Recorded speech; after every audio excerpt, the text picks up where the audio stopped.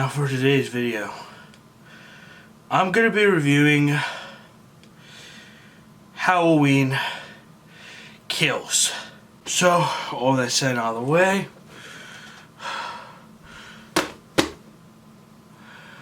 let's get to this video. I know that we've been waiting a while for Halloween Kills. It was supposed to be out in 2020, but due to the pandemic, that never happened. It's been quite a long wait because of the pandemic, so the point of my review, or a part of a point of my review, is determining if I feel like Halloween Kills was well worth the wait or a colossal disappointment. So, with this said, I think it's time that we get into this review. So, fun fact actually, Halloween Kills is my first time back to the theaters, and I went alone because I'm kind of a loner. But overall, I was just happy to finally get out of the house and go to the theaters, and man, this movie was quite a roller coaster. So if you guys don't know, Halloween Kills pretty much takes place right after Halloween 2018. The film focuses on how the town of Haddonfield is affected by Michael Myers and all the mayhem he's caused. And so when people realize that he's still alive, they go out of their way to hunt Michael Myers down. God, I'm still out of breath from that intro.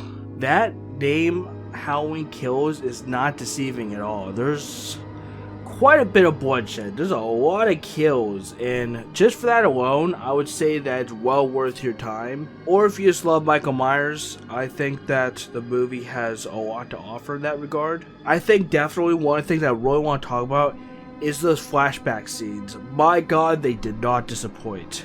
Loomis appears in them too. I'm sure you guys already know that. That's why I'm bringing it up, as it's like not really a spoiler, because Loomis is in there, and I'm not sure who they got to play Loomis, but man, he not only looks exactly like Loomis, but he also like sounds like him too. He nails it overall. I thought the flashback scenes were one of the best parts of the film. So stepping back from the flashback scenes, I want to talk about pretty much the main story and the main movie in general. So I want to start off by saying that cinematography, good as always. They did an amazing job. I really like how the movie looks and its colors and everything. I think they did a great job. Music, man, they came out swinging with this movie. The music in this movie easily tops Halloween 2018. Overall, just a stellar OST. I love it. I'm just going to move on to what I think of the story and the writing and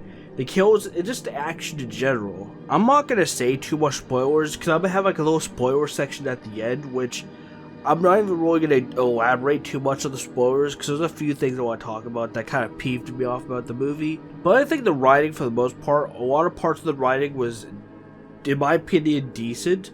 I think some of the dialogue I wasn't a big fan of. It just came off like a little too cheesy or a little bit too corny or just cringe. There were a few story beats that I cannot stand. Like I said, there will be like a little spoiler section that I'm going to talk about, but I think the story for the most part was alright, but there were things that they threw in there that I thought, like, why would you do that? It's stupid. Like, there's one thing that they did that I really want to talk about. I'm gonna break it down in a way that doesn't spoil it, but they throw in a, I guess, quote-unquote, distraction from Michael Myers. And honestly, when they did it, I was just like, come on, dude. Like, why? Like, I don't want to say too much, obviously, because this part of the video is not a spoiler, but it pissed me off, and I thought that was stupid. As for the ending, I absolutely hate bullshit endings, and this movie had a bullshit ending, and it ended abruptly, too. Absolutely pissed me off. And Laurie Strode, she barely appears in it. Let me just say that.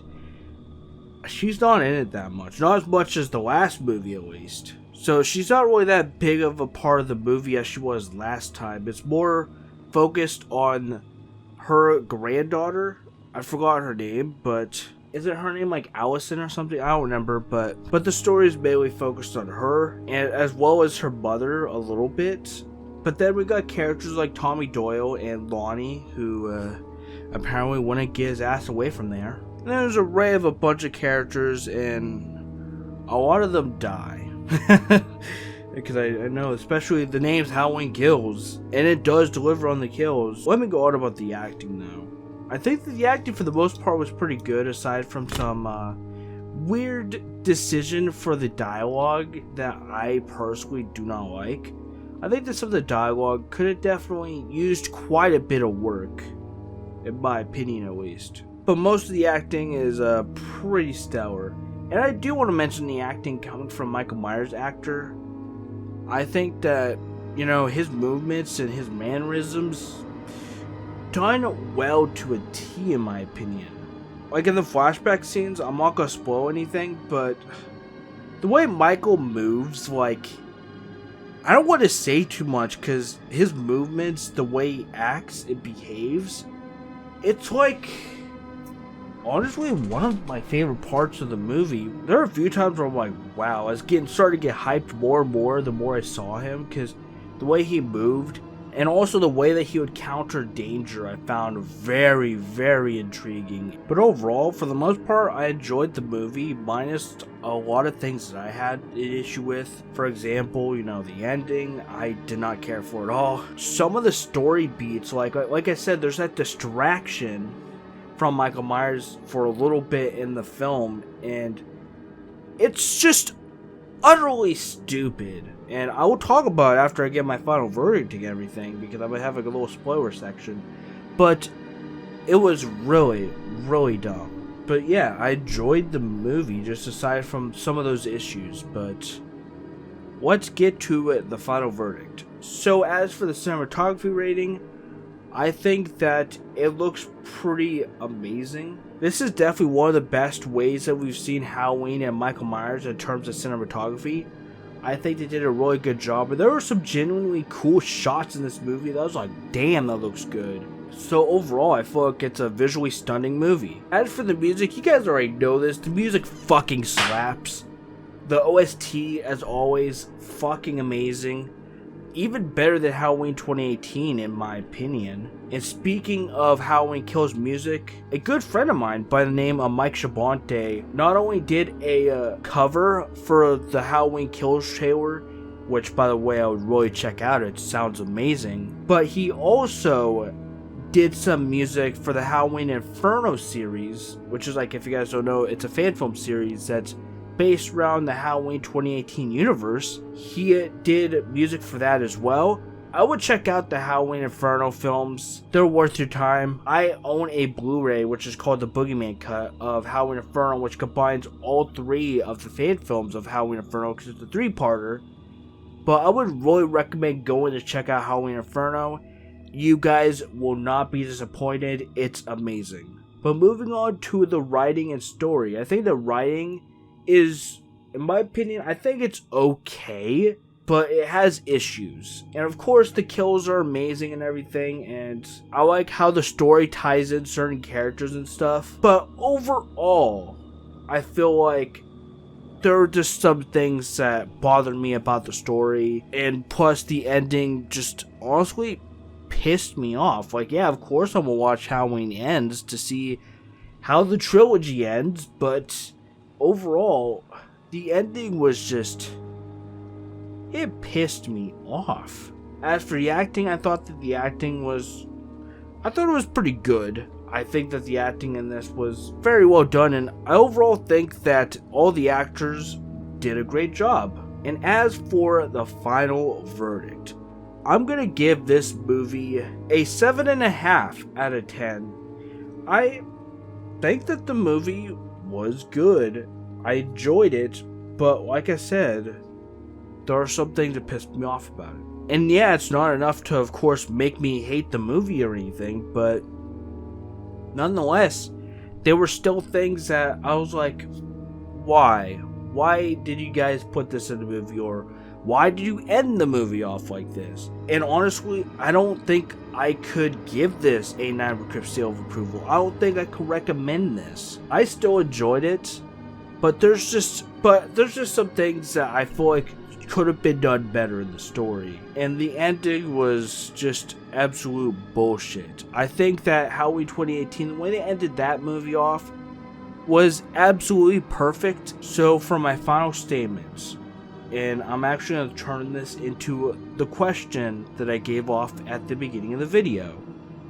Well worth the wait or a colossal disappointment? I honestly think that this movie is about in the middle. I felt this movie kind of was worth the wait, while at the same time a little bit of a disappointment. Because there are some things I like about this movie. In terms of kills, the music, Michael Myers himself, I felt the movie indeed was a little bit worth the wait. But the ending, some story decisions, stuff like that, make me feel a little disappointed. Not to say that you're gonna feel disappointed, because I feel like everyone in terms of this movie feels differently. But in my opinion, there are just some things that they could have done just way better. Not a terrible movie, but not an amazing one. That's all I could really say. So real quick, I'm gonna give a rundown of the things that bother me about the story, because I'm gonna try to make this quick. And heed my warning, this is spoiler territory, so if you want to still see this movie, leave now, I'd recommend. Otherwise, if you have seen it already, or if you don't care, stick around. Now, one of the main things that bothered me about the story, the thing that I keep referring to as the distraction from Michael Myers. So there's this escaped mental patient, right? And they kind of plant this seed off at the beginning, talking about like the bus crash from the first one with all the mental patients, and saying how this mental patient's on the loose, and the news station questioning if some of these events are tied in together. This mental patient that they're talking about, he appears in the actual movie, and the reason why is because they pretty much get the main character's eyes off of Michael Myers. Like, here's the part that I think is just absolutely fucking stupid. This inmate that apparently, I guess he escaped around the same time that the bus happened. You know, Michael Myers escaping off of the bus transporting him. I'm pretty sure he was a part of that bus. Well, these idiots, these dumbass characters, mistake this motherfucker that looks nothing like Michael Myers. He's not even as tall as Michael Myers. This guy's obviously not all there. They mistake him as Michael Myers. And the whole time I was like, are you guys fucking dumb? I'm sure that since Michael Myers was captured, they would have actual pictures of the guy. I'm sure anyone in this universe that knows about Michael Myers, since he was captured after all, would know what the fuck he looks like. And they should just know, if this guy's running away and stuff, Michael Myers doesn't have a thought process to run away when people are chasing him. What makes him think that this guy is even Michael Myers? He gets driven to death pretty much because people think he's Michael Myers. And this whole entire plot point is just fucking stupid. It's a waste of fucking time. And that's one of the main things that pissed me off about the movie. As for the ending, Laurie Strode's daughter, I don't remember the names, I'll pop them up on screen and everything, so I'm really bad at the names. But the daughter of Laurie Strode manages to get Michael Myers' mask away from him and runs off while Michael Myers is chasing her, leads him into an ambush where a bunch of guys beat the shit out of him, and Michael Myers gets a few cuts to some of them, and then they manage to kill him. Well, not really, because there's a little part where Laurie Strode is talking about Michael Myers and how evil he is, and then he springs back to life and murders all of them. I mean, like, he looked fucking dead, but apparently he's not. He murders all of them with ease, pretty much. Like, he had no fucking chance. And then at the very end of the movie, Michael Myers appears behind Laurie Strode's daughter and fucking murders her out of nowhere. And then it ends with the shot of Michael Myers just standing there, and then the movie ends. What? I'm sorry, but I hated that fucking ending. Yeah, I still enjoyed the movie, but that pissed me off. And now we gotta wait till Halloween ends to see what happens next? Like, yes, of course I'm gonna fucking see it, but Like, that ending was just such bullshit. I hate bullshit endings. Like, don't bullshit me out of an ending. Come on. And that's why I don't think I can recommend this movie. I still like it, but there are some parts of the story that are not only really stupid, but in my opinion make no goddamn sense. That'll be all for today's review. I hope you guys enjoyed my review of Halloween Kills. I don't review movies a lot because, well, to be fair, they're not always successful like my reviews, because I don't do them a lot. But I hope this review does good enough and people see where I'm coming from. But I will say that Chucky and Michael Myers ad is absolutely fucking genius. If you guys have not seen that TV spot that features Chucky and Michael Myers, I'm gonna show it to you guys. Watch this.